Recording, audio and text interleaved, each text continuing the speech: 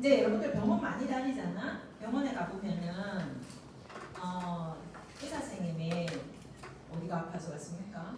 물어보고. 그래서 그것을 주호소라고 합니다. Chief Complaint. 주호소가 뭔지 이게 되게 중요하거든요. 이 친구가 뭐라고 어디가 아픈지. 그래서 주호소 이렇게 듣고.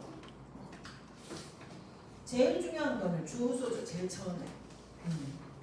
그래서 그 이후에는 주호소를 받고 그리고 이 사람 문제가 있겠네라고 하면 병리검사 보고서 제일 마지막에 있는 병리검사 보고서 이런 형태로 검사를 진행한 후에 검사에 대한 값 이거 다 데이터잖아.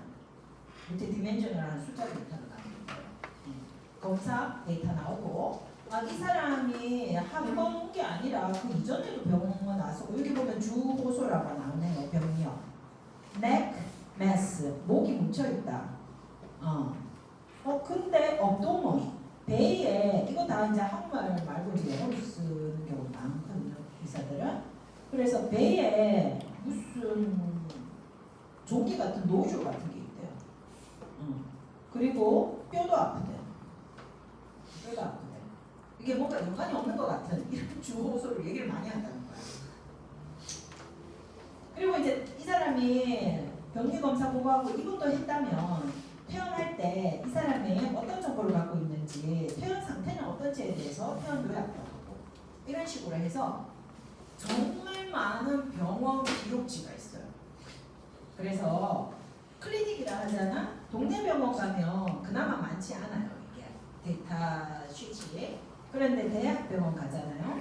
그러면 이제 요 데이터는 그때 그 연간 50억 과제로 200억 과제였었어요. 그래서 무슨 과제였냐 하면 국가 과제인 거죠.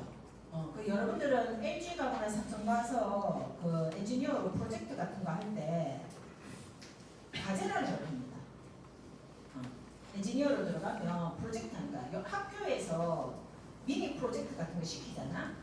그런 형태로 국가에서 프로젝트 나오는 거를 여러 글로벌 회사랑 학교랑 다 조인해가지고 그 돈에서 월급도 받고 인센티브도 받고 하면서 한닉스 프로젝트, 어디 프로젝트 하면서 프로젝트를 만들어요. 그래서 요거는 우리나라 전체 병원 의무 기록을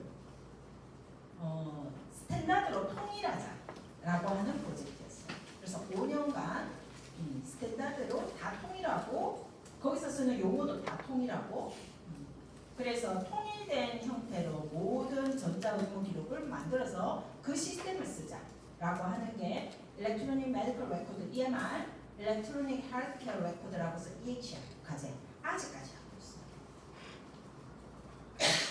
그래서 그 작업을 할 때 나온 일부의 자료예요. 그래서 현실 자료라는 얘기야. 근데 이 자료를 모을 때 너무 문제가 많았어. 왜? 학교들이 그때 연세대, 서울대, 성균관대, 경북대 이렇게 다 모여갖고 병원들이 모여서 했거든요. 다 연결시켜야 되니까. 각각 대학마다 자기 시스템 써요. 여러분들은 이게 연결되어 있는 줄 알죠? 안 됐습니다. 병원마다 자기 시스템 써요. 병원마다. 그래서 어떻게 해야 돼요? 병원 옮겨갈 때 거기서 이 환자 자료 일렉트로닉컬리 전자로 다 있는데 바로 주면 되잖아. 그게 안 되니까 어떻게 해요? 여러분들이 다 프린트하고 USB나 CD에 담아서 갖고 가서 보여주잖아요. 그래서 이래가지고는 메디컬 AI 못한다. 이렇게 돼요. 이래가지고는 메디컬 AI 못하니까 전자 헬스케어를 모두가 똑같은 포맷으로 쓰고 바로 병원에서 병원으로 쏴주고 이렇게 하려고 시스템을 만들게 된 거예요. 그래서 이제 200 투자 있는데 200억 받으면 택도 없구나 해가지고 계속해서 지금 하고 있어요. 근데 이제 병원 입장에서는 이게 다 내 데이터잖아. 삼성 서울병원에서 내 시스템으로만 내가 AI 만들면 내가 다 이득을 가질 수 있잖아요. 그러니까 오픈하겠어 안 하겠어? 오픈 안 하는 거야. 그래가지고 이 작업을 할 때 자 하자 하고 모였는데 병원에서 각자 자기 데이터를 안 내놓는 거예요. 그래서 그거를 문을 열어가지고 데이터 받아내고 하는데 어마어마하게 힘들었고 쉽지 않았어요. 그래서 이제 그때 도대체 의무기록지는 몇 장이 있길래 그리고 그걸 어떻게 데이터를 우리가 구성해서 서로 그 통일되어 있는 코어 EMR을 만들까라고 의논할 때 병원마다 닥터나 의사, 간호사들도 이 의무기록지가 도대체 이 대학병원에 몇 개가 있는지 너무 많아가지고. 그래서 이제 데이터 컬렉션 하는 단계부터 사실은 AI를 할 때 굉장히 어려워요. 그거는 이제 나중에 여러분들이 실습해 보면 자기 데이터 보면서 아우 내 데이터 100개 만드는 것도 와 내가 만드는데도 통일이 안 돼. 쉽지 않아요. 그래서 이제 이렇게 병원의 기록지를 모았던 거죠. 그래서 이제 보통 여러분들이 상담할 때 닥터들은 여기 이제 chief complaint 그런 것도 씁니다. past medical history 아까 전에 봤던 그런 것들 있죠. 그런 내용들이 잘 들어갈 수 있도록 클리닉에서 이렇게 쓰는 거죠.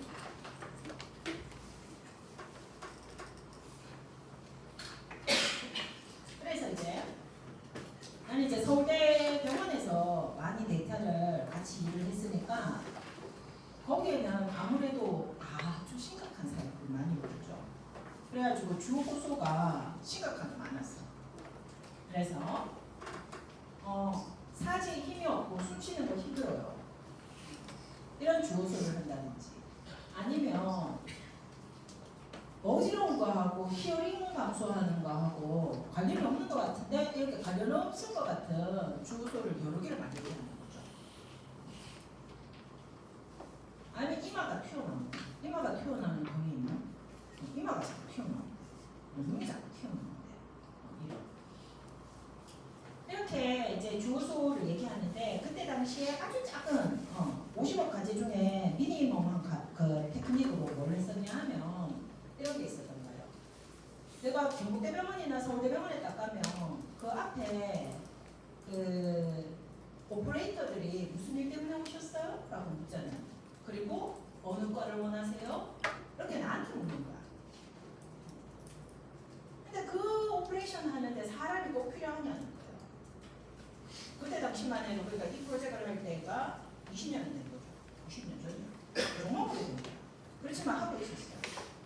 이 오퍼레이터가 필요하나 사람이 필요하나 여기에 돈을 그렇게 많이 줘야 됩니다.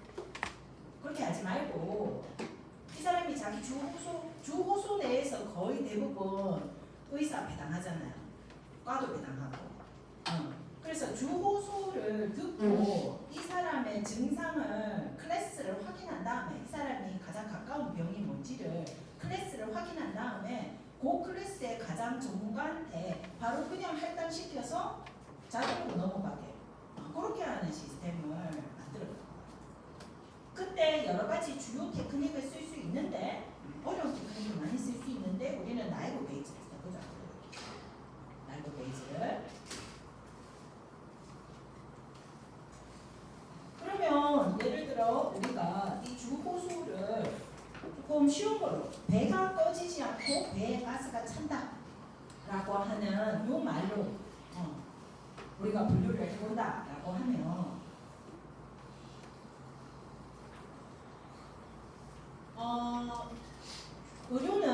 의료는 이미 우리가 다루는 암의 종류, 우리가 다루는 병의 종류 이게 다 나와 있어요. 인플루엔자 A 같은 게 갑자기 생겼을 때 말고 새로운 바이러스 발견으로 인한 새로운 병 말고는 나머지 병은 서브 카테고리까지 다 나와 있어요. 싹 다 나와 있어요.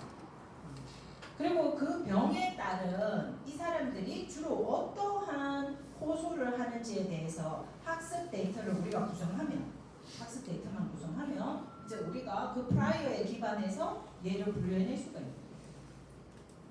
그래서 그 서울대병원에 있는 주호소 학습 데이터가 있었던 거예요. 그리고 그 주호소 학습 데이터에다가 간호사들이 거기다가 레이블링을 다 달아줘요. 얘는 무슨 병, 얘는 무슨 병, 얘는 무슨 병 이렇게 가장 가깝게 레이블링을 다 달아줘요. 그러면 우리한테 프라이어가 있는 거죠. 프라이어 나이지가 있지. 그러면 그러면 이제 우리가 분류에 들어가 볼 수 있는 거예요. 그러면 이게 예를 들어 복부팽만이라는 병이냐, 복부근육경련이라는 병이냐, 근육경련과 관련된 병이냐, 아니면은 복부팽만이라는 병이냐라고 예를 들어 나눈다라고 하면 내가 X를 보았을 때 이 X가 복부팽만일 확률을 찾기는 어렵기 때문에 배 꺼지지 않고 가스가 찬다라는 게 나타날 확률은 찾기 어려워요. 이게 일상생활에서 나타날 확률 찾기 어려워요. 그래서 반대로 뒤집어서 하는 거예요. 어떻게? 복부팽만이라는 병에서 나의 프라이어 데이터가 있었잖아. 거기에서 배라는 단어, 부룡어는 빼는 거야. 그건 어차피 별로 의미 없어가지고. 꺼지지 않는다 할 때 꺼지지 않고 않는다 아니라는 낫은 중요한 정보잖아요. 그렇지? 그래서 가스, 찬 요런 중요한 우리가 예를 들면 어근이라 하죠. 몰핀 같은 거. 어근들만 다 떼는 거야. 금방 떼니까. 요런 단어들이 나타날 확률을 구해보는 거죠. 그리고 전체 데이터에서 복부팽만일 확률. 그러면 이 피처들이 배가 꺼지지 않는다 하는 요 단어들이 사실은 우리가 언어를 할 때는 교수님이 들어오신다, 선생님이 나타났다, 막 자습 같은 거 하고 있는데 이거는 사실은 되게 연관 있는 피처들이에요. 그러니까 언어는 무슨 단어가 나타났을 때 그 다음 단어가 뭐가 나타나느냐는 굉장히 피처가 서로 연관이 많다는 뜻이에요. 그럼에도 불구하고 우리가 뭐를 가정했어요? 무슨 단어가 나타나든지 얘들은 랜덤이다라고 가정했잖아. 그지? 그래서 연관성이 없다고 생각하고 독립이라고 생각하는 거야. 그러면 이제 이 피처들을 다 떼서 곱하기 해가지고 구할 수 있는 거야. 그러면 복부팽만에 배가 나타나고 복부팽만에 꺼지다라는 단어, 요 각각의 단어가 요 클래스 안에 나타날 확률들을 곱해가지고 최종적으로 확률 계산하면 된다는 거예요. 이건 별로 어려운 일이 아니에요. 나의 학습 데이터가 있는데 아까 전에 여러분들이 숫자를 확률을 구했듯이 각각의 단어들이 나타나는지 몇 번 나타나는지만 확인하면 다 계산가. 마찬가지로 복부근육경련이라고 하는 병에 대해서도 우리가 이렇게 계산을 해볼 수 있기 때문에 내가 병이 100가지다 라고 하면 100가지 병에 대해서 이 확률 계산하는 거는 거의 뭐 1초 만에 가능합니다. 1000개에 대한 정보를 1초에 계산하는 컴퓨터도 별로 빠른 컴퓨터 아니었잖아요. 우리가 봤을 때. 그래서 이 정도면 거의 모델이 데이터가 한 1000개, 10,000개 정도 있으면 이미 확률과 관련된 데이터는 다 뽑아놨기 때문에 바로 계산해서 나와서 1초에서 2초 만에. 그래서 어느 병에 가장 가까운지 바로 체크할 수 있었고 해당 병에 가장 엑스퍼트인 닥터는 또 정해져 있잖아요. 그쪽으로 이제 트랜스퍼 시키는 바로. 그래서 이제 앞에서 우리 전화응대하는 이런 분들이 요즘에 LLM이 나와서 위기다라고 얘기하지만 그렇지는 않아요. 그래서 수십 년 전부터 예산을 아끼기 위해서 이 정도 시스템은 충분히 기존 정보들로 처리 가능했다는 겁니다. 자, 그러면은 여러분들이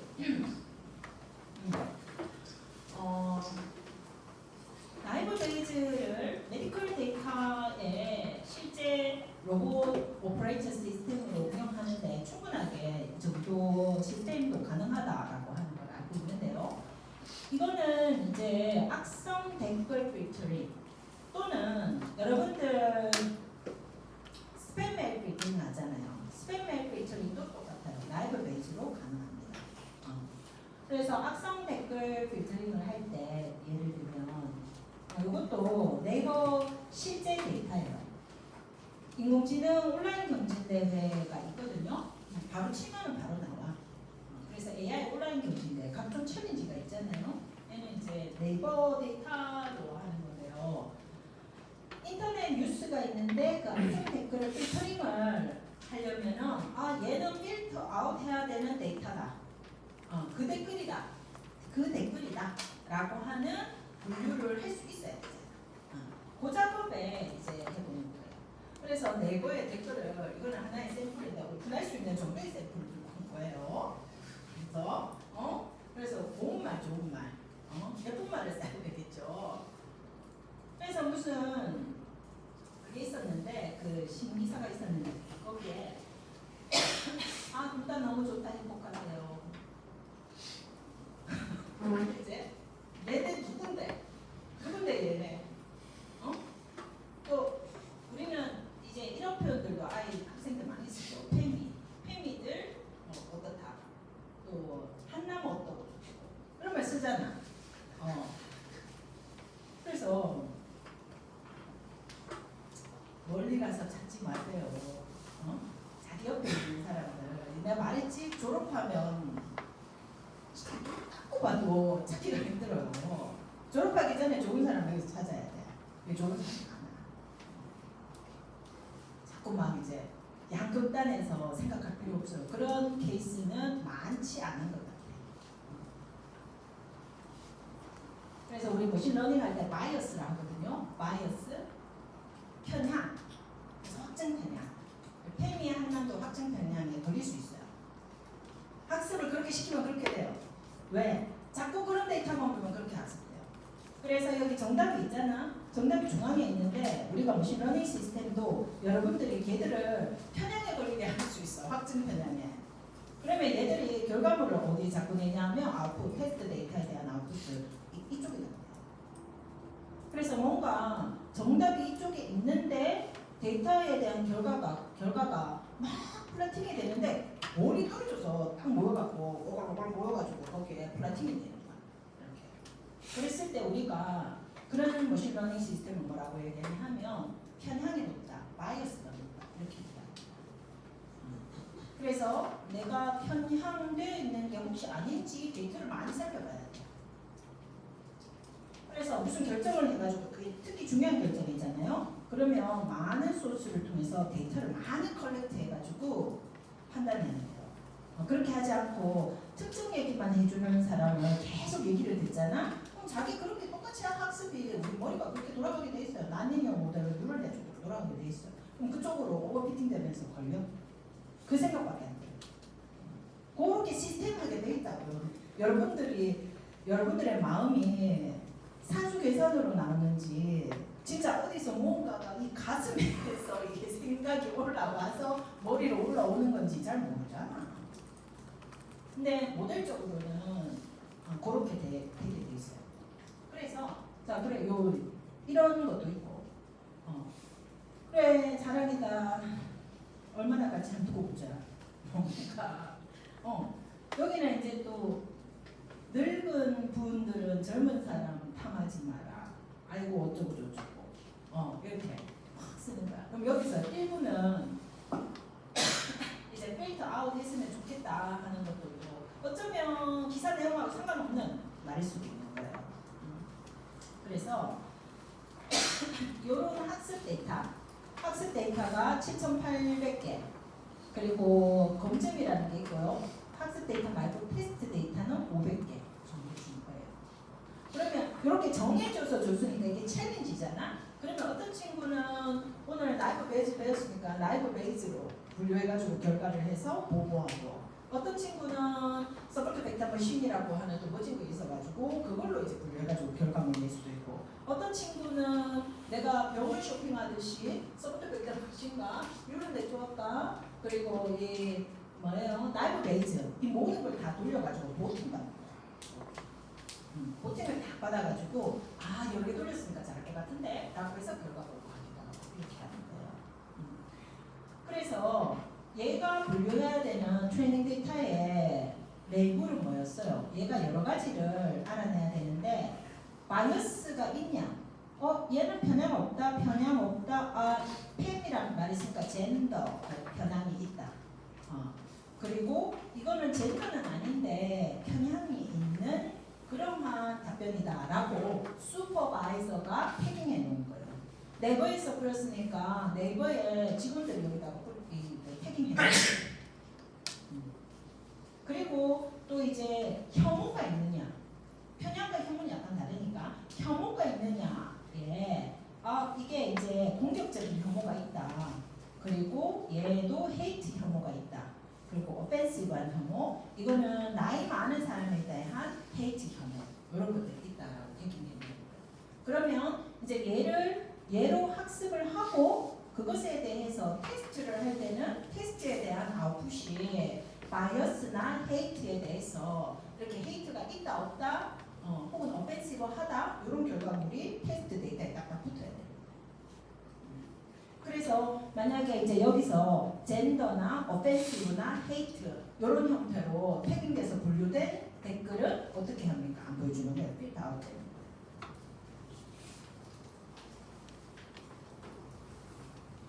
그러면 기본적으로 우리가 이런 댓글 1, 댓글 2에 대해서 댓글 1, 댓글 2에 대해서 우리가 워드 인베딩이라는 표현 들었을 텐데 이렇게 표현해낼 수 있어요. 그래서 세상에 있는 모든 워드들을 내가 갖고 와서 이렇게 갖고 와서 댓글 1은 이런 각각 단어들이 한 번, 두 번, 세 번, 네 번 쓰였더라라고 컬렉트 할 때부터 이렇게 숫자를 다 넣어주는 거예요. 그러면 확률 계산할 때 금방 계산할 수 있잖아요. 그리고 댓글 2에는 어떤 단어들이 몇 번 나오더라라고 이렇게 워드 인베딩을 계산해 줍니다. 실제 구현은 조금은 복잡하지만 이제 충분하게 가능할 정도고요. 이거는 이제 아웃라인 요르카라고 해서 댓글 필터링 자체를 잘 이해하면 됩니다. 그러면 우리가 각 댓글에 대한 학습 데이터가 있었을 거 아니에요. 댓글 1, 댓글 2 이런 학습 데이터, 학습 댓글이 있죠. 그 댓글에 대해서 워드들이 쭉 있는 거예요. 그러면 그 댓글에 어떤 워드가 몇 번 나타났는지 숫자로 체크해 주는 거죠. 그러면 이제 바로 확률 계산은 금방 할 수 있는 거예요. 전체 워드에서 그 단어가 몇 번 나타났는지 이런 것들. 혹은 어떤 클래스, 여기에 이제 레블링도 다 달려 있는 거예요. 레블링도 어딘가에 이렇게 달려 있는 거예요. 레블링.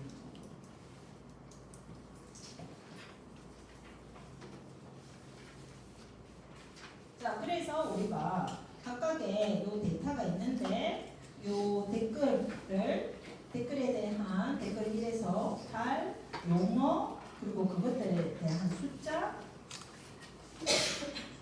그들의 태깅 분류, 클래스 정보, 요것들이 이제 다 있기 때문에 젠더라는 클래스에 어떤 단어가 몇 번 나타나는지 확인이 가능하게 됩니다.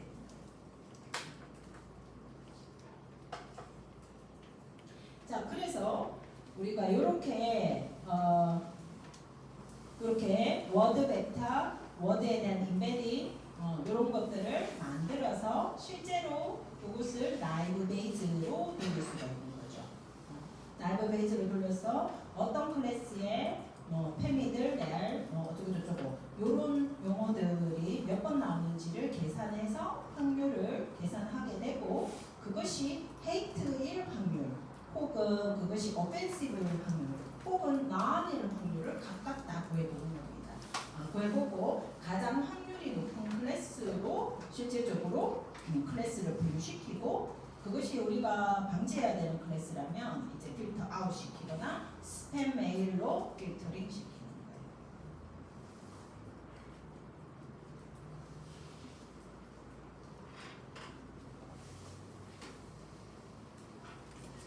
그래서 젠더 바이어스가 있느냐라고 하는 클래스에 젠더 바이어스 젠더가 있느냐에 둘 너무 좋아하다 행복하다라는 단어가 나타날 확률을 구해보는데, 그것이 우리 피처가 다 독립이니까 바이어스 젠더가 있는 클래스에 둘이라는 단어가 몇 번 나타나는지, 바이어스 젠더 클래스에 너무라는 단어가 몇 번 나타나는지 이런 것들을 각각 구해서 곱하기 해주면 된다라는 거죠.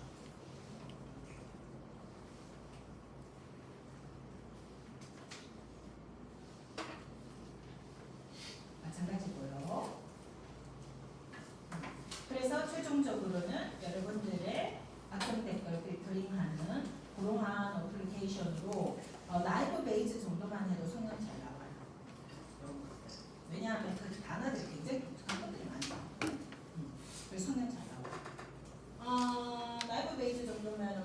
만에 학습도 단순하고 그래서 뭐 몇 초 만에 그 금방 결과가 나오는데 이런 내용을 굳이 딥러닝으로 너무너무 헤비하게 훈련시켜야 될 이유가 있으면 이제 그렇게 해요.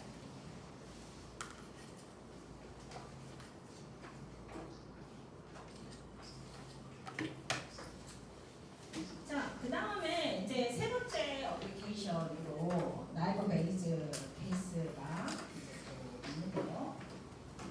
요거 같은 경우에는 자율주행차가 운행을 하고 있는데 얘가 지금 사고 위험이 높은지를 분류하는 거예요.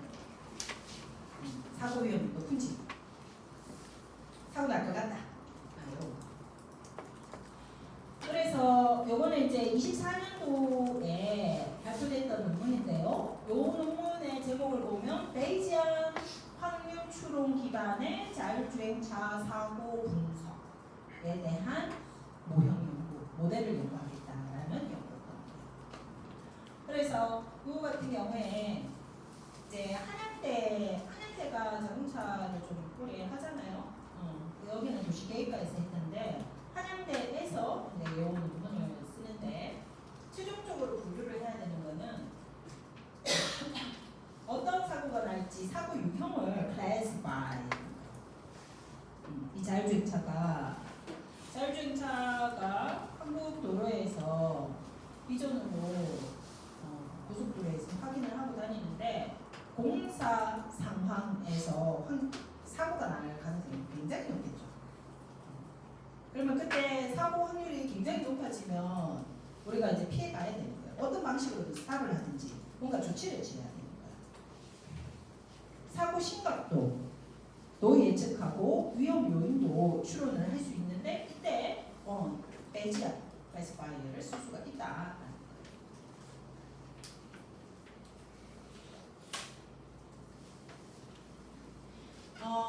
취약한 도로가 있을 수 있는데 지금 이 데이터는 캘리포니아 도로예요. 캘리포니아 도로에서 다니는데 취약하다고 하면 우리는 어마무시하게 취약할 것 같은데 도로 넓잖아 거기에. 도로 넓고 보행자 다니는 보도도 엄청 넓잖아요. 어쨌든 이 취약하게 얘들이 이제 자율주행차가 돌아다니게 되면 보행자가 자기가 자율주행차가 나를 덮쳐가지고 사고가 날 가능성이 높다라고 생각할 수도 있어요. 그래서 이 보행자가 취약하다는 거죠. 그래서 우리가 vulnerable road user, VRU, 도로를 걸어다니는 우리 유저들이 실제로는 굉장히 취약한 상태이고 이 사람들한테 사고가 날 가능성 그리고 그게 굉장히 심각해질 가능성 이런 것들을 자율주행차가 다니면서 자기가 이제 자기 전공 셀프 인스펙션을 하면서 문제가 있을 수 있는 도로면은 굉장히 내가 여기서 방어적으로 구전을 해줘야 되는 거죠. 그런 것들을 이제 분류를 해볼 수 있다라는 거예요. 그래서 이 시스템을 보면 내가 이제 데이터 컬렉션, 텍스트 마이닝 이런 표현들을 썼는데 그 앞에 내가 데이터 마이닝이라는 표현을 썼잖아요, 그죠? 데이터 마이닝. 이거는 텍스트 마이닝. 그래서 데이터 마이닝이라는 거는 어떤 것이 있을까요? 데이터 사이언스 할 때 머신러닝에 기반해서 내가 뭔가 정보를 처리해. 그러면 우리가 그거를 데이터 마이닝이라고 부른다고요. 근데 그 데이터가 텍스트야, 문자야. 내가 다루는 데이터가 그러면 그때는 우리가 텍스트 마이닝이라고 부릅니다. 그래서 뭔가 머신러닝과 기반한 데이터 프로세싱이 있고 나서 그런 다음에 여기 VRU가 있잖아. VRU. 내가 클래스를 확인해야 되는데 도로 교통에서 취약한 사람들을 얘기하는 거죠. 그죠? 사람이야 사람. 그래서 사람하고 크래시 하느냐 사람하고 그 교통 사고가 일어나지 않느냐. 지금은 안전해. 아니야 이거 지금 사람하고 부딪힐 것 같아. 그리고 충분히 그럴 수 있는 상황이야. 라고 이제 분류를 해내야 된다는 거예요. 그랬을 때 내가 베이지안 클래시파이어를 중간에 쓰겠다라는 거고 최종적으로는 모델이 이것을 예측해서 보여줄 수 있겠다라는 겁니다. 그래서 데이터는 우리나라에는 아직 데이터가 없고요. 캘리포니아에서 여러분들이 오늘 가서 이거 찾아갖고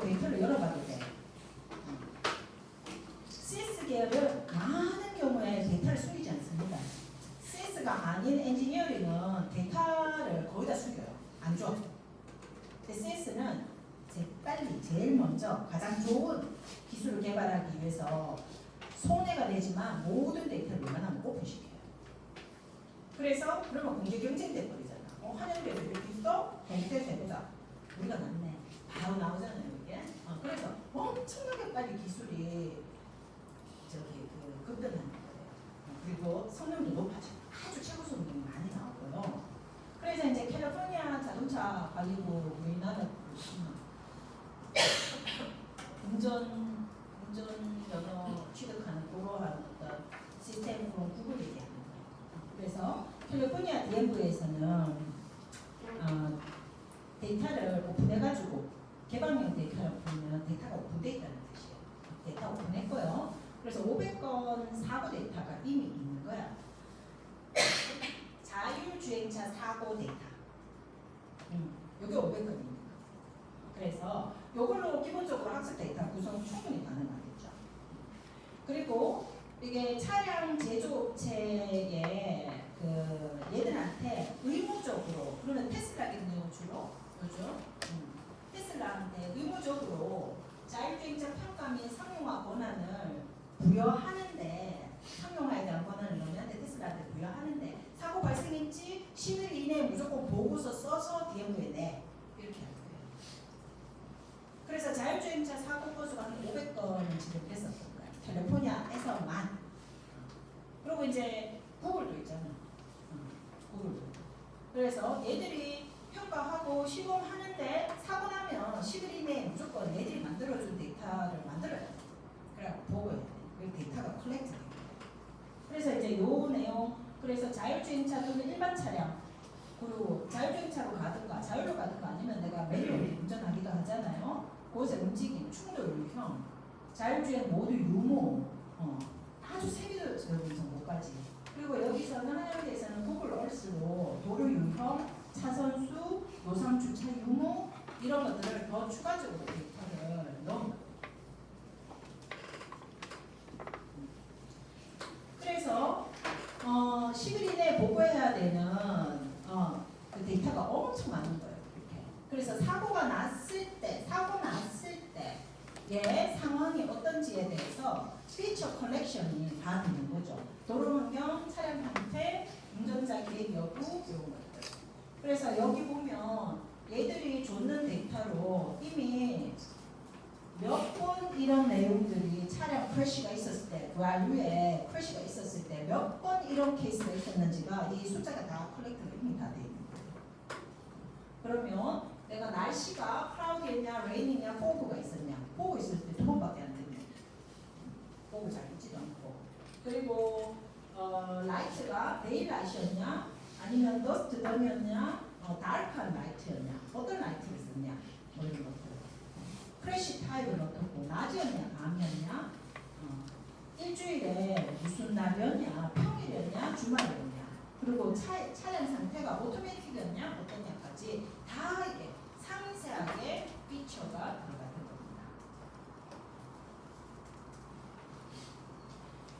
그래서 이제 최종적으로는 배제한 확률 추론을 써서 내가 어떠한 상황일 때, 그랬을 때 이 차량이 사고 날 위험도가 아주 높아서 사고 난다 라고 클래스 1로 크래시한다고 분류해야 되냐, 아니면 사고 안 난다, 로우 크래시로 분류해야 되느냐라는 거를 확률적으로 계산하는 거고요. 아까 전에 여러분들이 나이브 베이즈 할 때 피처는 어떻다라고 했어. 내가 지금 컬렉트 했잖아. 엄청나게 많은 피처를 컬렉트 했잖아요. 걔들끼리 연관성이 당연히 있겠죠. 근데 그 다 무시하는 거야. 이 모든 컬렉트 있는 피처는, 자율주행 차량 관련 피처는 상관없다. 날씨가 오게 하면, 날씨가 안개가 있으면 안개등을 켜야 될 거 아니에요. 모두 침침한 안개등을. 상관없다. 얘들은 독립적으로 일어난다. 이렇게 가정합니다. 그러면 우리가 어떻게 하면 돼?